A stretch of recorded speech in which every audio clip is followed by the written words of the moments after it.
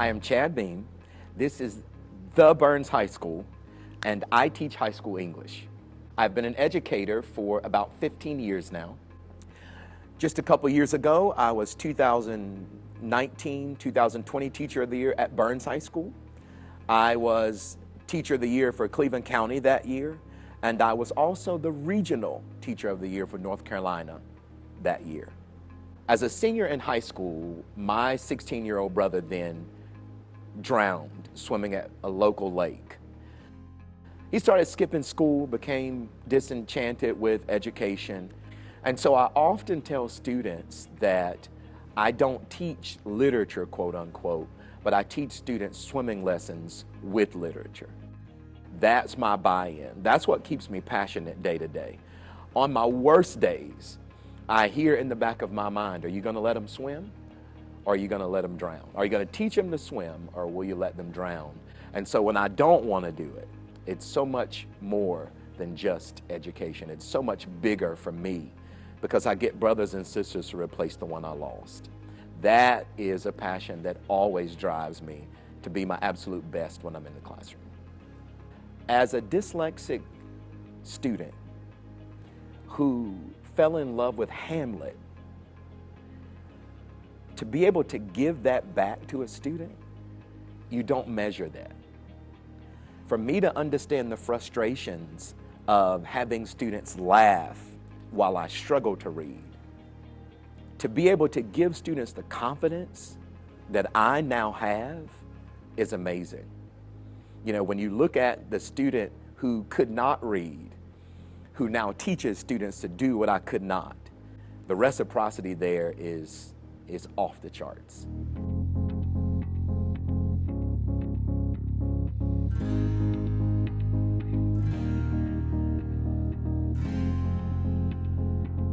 I came to be an educator lateral entry. At that point, a lateral entry consisted of 3 years worth of teaching while I was taking the credit hours I needed to become an English teacher. And at the end of that stint, I was to take the PRAXIS, which would allow me to become an official or officially licensed educator. I took the PRAXIS in June and I did not pass. In fact, I missed it by 2 points. So I registered to take it again in July. Took the PRAXIS in July, passed the PRAXIS in July. However, I no longer had a teaching job. When I was principal at Shelby High School, Chad had just completed his 3rd year of teaching, and I had heard that he had not passed the PRAXIS and therefore did not have a job. I was contacted by the Human Resource Director and told that he was an excellent teacher and I should consider him for an open position. So I called him and met with him and found him to be phenomenal.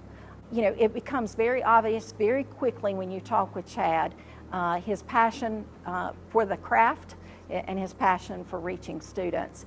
And that's first and foremost what we want in our classrooms. If there were another way to prove that I was valid as an educator, as a professional educator, I think I would allow or ask for someone to perhaps take the North Carolina Standard Course of Study and bring those standards into my classroom and watch my instruction and align my teaching with those standards and measure me that way. Because while I do have testing anxiety, my performance in my classroom or my teaching in my classroom always stands the test of time. But if you're measuring me on testing anxiety, which I know that I have, well, I would not consider that a fair assessment.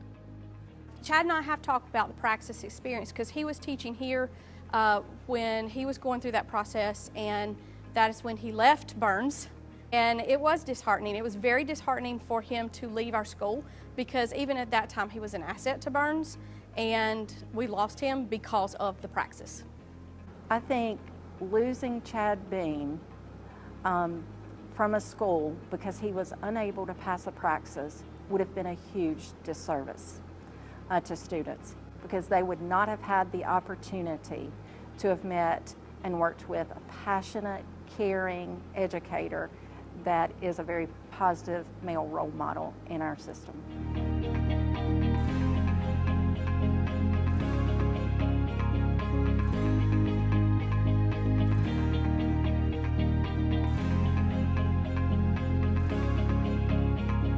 I know of several people who are struggling. In fact, I know of one right now who's struggling to pass the praxis, has taken it several times, is an exceptional teacher.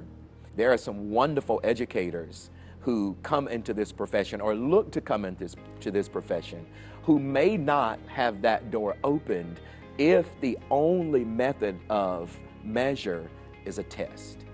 And so yes, absolutely, I think that North Carolina and any other state for that matter owes it to educators to find ways to help them become the educators that they believe that they're destined to become.